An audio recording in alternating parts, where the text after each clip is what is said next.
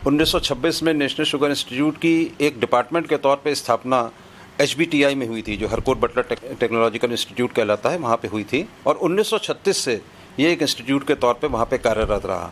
इसका 1936 में नाम imperial institute of sugar technology था, जो स्वतंत्रता प्राप्ति के बाद इसका नाम बदल के Indian institute of sugar technology कर दिया गया। पुनः इसका नाम 1957 में नेशनल शुगर इंस्टीट्यूट या राष्ट्रीय शर्करा संस्थान कर दिया गया। इसका मुख्य उद्देश्य ये था कि अगर आप भारतीय चीनी उद्योग को देखें तो भारतीय चीनी उद्योग में जो परिदृश्य रहा उसमें 1930 के आसपास बहुत सारी चीनी मिलें आईं। मुख्य उद्देश्य जो था वो ये था कि तकनीकी पहलुओं से युक्त जो जिनको जानकारी हो वो मानव शक्ति जो है शर्करा उद्योग को दे। कहते हैं कि man sitting behind the machine is very important. तो आप मशीनरी तो लगा सकते हैं, लेकिन उसको किस तरीके से चलाएंगे, उसकी क्षमता का किस तरीके से पूरा का पूरा उपयोग कर पाएंगे, उसके लिए मानव शक्ति होना जरूरी था। तो उस उद्देश्य को लेके इस नेशनल शुगर इंस्टीट्यूट की स्थापना की गई। सर, हमें संस्थान के कुछ महत्वपूर्ण जो उपलब्धियां रही हैं अब तक, थोड़ा उनके बारे में बताइए। आज हमारे देश की जो मानव शक्ति है वो केवल जो हमने तैयार की है वो केवल हमारे देश में काम नहीं कर रही, कम से कम 35 और देशों में भी काम कर रही है। हमारी जो तकनीक है इसको हम यहाँ नहीं बाकी बहुत सारे चीनी उत्पादक देशों में ले गए हैं। दूसरी चीज़ ये है कि अगर हमारी एफिशिएंसी की बात करें, चीनी मिलों की दक्षता की बात करें, चीनी मिलों की एफिशिएंसी की बात करें, टेक्निकल एफिशिएंसी की बात करें, तो विश्व में हम किसी भी जो आप जिसको कि मोस्ट मॉडर्न चीनी उत्पादक देश कह सकते हैं उसके हम समतुल्य हैं, कंपेरेबल हैं और हम कहीं भी पीछे नहीं हैं उनसे। तीसरी चीज़ ये है कि बहुत सारी नई तकनीकें जो हैं जिसके कि हम अग्रदूत हैं। इस नेशनल शुगर इंस्टीट्यूट ने दिखाया कि आप केवल एक प्रोडक्ट के ऊपर खड़े होकर लंबे समय तक ये नहीं कर सकते कि इकोनॉमिक सस्टेनेबिलिटी जिसको मैं कहूँ कि लंबे समय तक लाभ की स्थिति में रह सकते हो।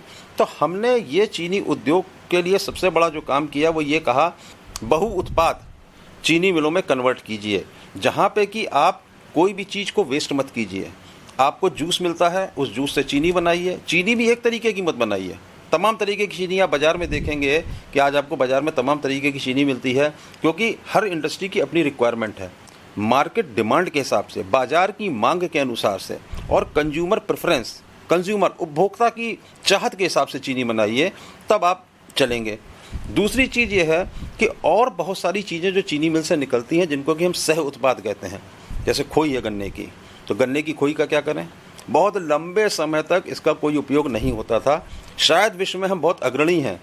1990 से ये एक क्रांति आई कि जो खोई थी उस खोई से हमने बिजली बना के और ग्रिड को देना शुरू कर दिया। आज की तारीख में स्थिति यह है कि हमारा जो पोटेंशियल है, अगर हम खोई से बत्ती बनाएं और ग्रिड को दें तो 16,000 मेगावाट बत्ती हम जो है ग्रिड को दे सकते हैं। चीनी से कमाते थे, बगास से भी कमाने लगे। इसी तरीके से शीरा था, चीनी मिलें शीरा बेच देती थी जो तमाम कामों में आता था, या दूसरे लोग डिस्टिलेशन करते थे, अल्कोहल बनाते थे। नहीं, चीनी मिलें खुद बनाएं। एक बहुत बड़ा गवर्नमेंट का जो एक फ्लैगशिप प्रोग्राम है, जिसको कि मैं कहूँ कि बहुत 10% इथेनॉल की ब्लेंडिंग पेट्रोल में होनी चाहिए, क्योंकि आप आयात करते हैं। हमारी 80% जो हमारी खपत है क्रूड ऑयल की वो आयातित है। अगर हम इथेनॉल मिला सकते हैं पेट्रोल में तो बाहर से हम क्रूड ऑयल कम लेंगे, आत्मनिर्भर होंगे। और इथेनॉल जब मिलाएंगे तो ये क्लीन एंड ग्रीन फ्यूल है।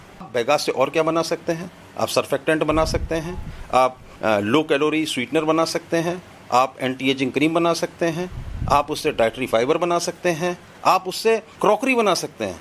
तो ये सारी चीज़ें हमने जो है चीनी मिल के सामने रखी हैं और लगातार हम इसके ऊपर काम करते रहते हैं। आजकल हम लोग सुन रहे हैं एक नया शब्द जो आ रहा है चलन में, वो है फ्रूट शुगर। ज़रा हमें इसके बारे में बताइए, फ्रूट शुगर क्या है?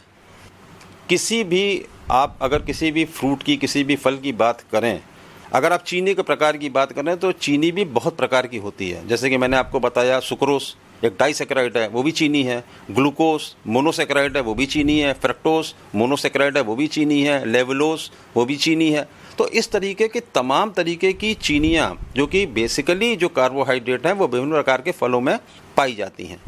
लेकिन जहाँ तक कॉमर्शियल या व्यावसायिक चीनी की बात है, जो कि आप बाज़ार में आम उपभोक्ता खाता है, वो या तो निकलती है गन्ने से या निकलती है चुकंदर से। ये ज़रूर कर रहे हैं बहुत सारे लोग आज की तारीख में, क्योंकि फिर वही बात है कि टेबल शुगर की आज की तारीख में लोगों की पसंद है कि उस तरीके की शुगर होनी चाहिए। तो बहुत सारी फ्लेवर्ड शुगर मार्केट में हैं, जो कि कोकोनट शुगर हो सकती हैं, आपकी जिंजर शुगर हो सकती हैं, या उसमें बेसिकली ब्लेंडिंग है, या आज की तारीख में एक बहुत बड़ा कर रहे हैं वो है फोर्टिफाइड शुगर्स की। आप अफ्रीकन कंट्रीज़ में चले जाएं, वहाँ पे विटामिन ए की कमी है लोगों के अंदर, तो वो चीनी जो मांगते हैं वो चीनी मांगते हैं विटामिन ए फोर्टिफाइड शुगर। तो उस तरीके की चीनियों का भी जो है मार्केट धीरे धीरे बढ़ रहा है उपभोक्ता के अनुसार। चीनी से जुड़ी हुई हमारी भविष्य की क्या योजनाएं हैं आपके संस्थान की, और किन किन चीज़ों पर रिसर्च चल रही है, कुछ उसके बारे में हमें बताइए। देखिए, चीनी उद्योग को हम एक चीनी उद्योग की तरीके से नहीं देखते। कम से कम राष्ट्रीय शर्करा संस्थान ने इस परिदृश्य को बदलने का एक तरीके का बीड़ा उठाया है। अगर हम चीनी मिल को, चीनी उद्योग को चीनी मिल और चीनी उद्योग की तरीके से चलाना चाहेंगे तो ये कभी भी इकोनॉमिक सस्टेनेबल नहीं होगा, लगातार लाभ की स्थिति में नहीं आएगा। हमारा मानना है कि चीनी इंडस्ट्री या sugar industry smart sugar industry में कन्वर्ट हो, स्मार्ट प्रोसेसिंग हो, माने कम लागत में विभिन्न प्रकार की चीनी जो कि डोमेस्टिक और इंटरनेशनल मार्केट में हो सकें वो चीनी हो। कि स्मार्ट वैल्यू एडिशन, आप क्या क्या चीज़ें निकाल सकते हैं उससे। इसी तरीके से जो महत्वपूर्ण चीज़ है जो मैं बताना चाहता हूँ, जिसके ऊपर कि हम बहुत कार्य कर रहे हैं काफ़ी लंबे समय से, वो यह है कि गन्ने में 70% पानी होता है, 30% बाकी चीज़ें होती है। आप जब गन्ने की प्रोसेसिंग करते हैं चीनी बनाने के लिए तो उस 70% पानी में से लगभग 10 से लेकर 15% पानी तब भी बच जाता है। तो वो पानी को क्या हम पीने योग्य पानी में कन्वर्ट कर सकते हैं? अगर हम ये कर पाएंगे तो इसके बड़े दूरगामी परिणाम होंगे। हमारा टारगेट ये है कि आने वाले समय में सन 2030 तक चीनी मिलें अपनी प्रोसेसिंग के लिए बाहर से पानी ना लें। अभी वो बाहर से पानी लेती हैं। Zero fresh water consumption, ZFC, चीनी मिलों को ZFC में कन्वर्ट करना और चीनी मिलों से पानी बचा के समाज को देना, ये हमारा एक अगला जो है कदम होगा चीनी मिलों को आगे ले जाने के लिए। चीनी उद्योग ये हमारे पर्यावरण को किस तरह प्रभावित करता है? अगर आप पिछले 25-30 साल का इतिहास देखें तो चीनी मिलों ने काफ़ी इसके बारे में जागरूक भी हुई हैं और कदम भी उठाए हैं। साथ ही हमारा जो सेंट्रल पोल्यूशन कंट्रोल बोर्ड है, केंद्रीय प्रदूषण नियंत्रण बोर्ड, उसने भी इसके नए मापदंड स्थापित किए हैं। आज की तारीख में जो शुगर फैक्ट्रीज़ हैं उनको पहले ऑरेंज कैटेगरी में होती थी, वो रेड कैटेगरी में रखा गया है। इस बात का द्योतक है कि वहाँ से जो हैजार्डस वेस्ट है वो निकल रहा है और उनको प्रयास करने चाहिए अपने यहाँ से जो निकलने वाले उत्सर्जन है उसको नियंत्रित करने के। सबसे पहली चीज़ जो की गई है वो ये की गई है कि जो डिस्टिलरी चीनी मिलों के साथ हैं वो ZLD, जीरो लिक्विड डिस्चार्ज पे काम करेंगी, यानी कि उन जो डिस्टिलरीज हैं उनको अपने यहाँ से कोई भी चीज़ बाहर नहीं ले जानी है। तो जब कोई भी चीज़ बाहर नहीं जाएगी तो निश्चित तौर पे एक पर्यावरण की जो समस्या है वो नहीं होगी। चीनी मिलों के लिए एक पूरा चार्टर बनाया गया है। उस चार्टर को बनाने में नेशनल शुगर इंस्टीट्यूट ने अपना योगदान दिया है। अपनी जहाँ से जो भी आपका दूषित जल निकलता है, उत्प्रवाह जिसको हम कहते हैं, आप इंग्लिश में उसको एफ्लुएंट कहते हैं, उसकी मात्रा 200 लीटर प्रति टन गन्ना जो आप पेरते हैं उससे ज़्यादा नहीं होनी चाहिए। साथ ही पैरामीटर्स हैं वो भी निर्धारित किए गए हैं कि उसमें BOD कितनी होनी चाहिए, pH कितनी होनी चाहिए, TSS कितना होना चाहिए, TDS कितना होना चाहिए, ये सारी चीज़ें निर्धारित की गई हैं। और संग में हम एक चार्टर लेके आए हैं कि आपको हर चीनी मिल को ये कदम उठाने हैं।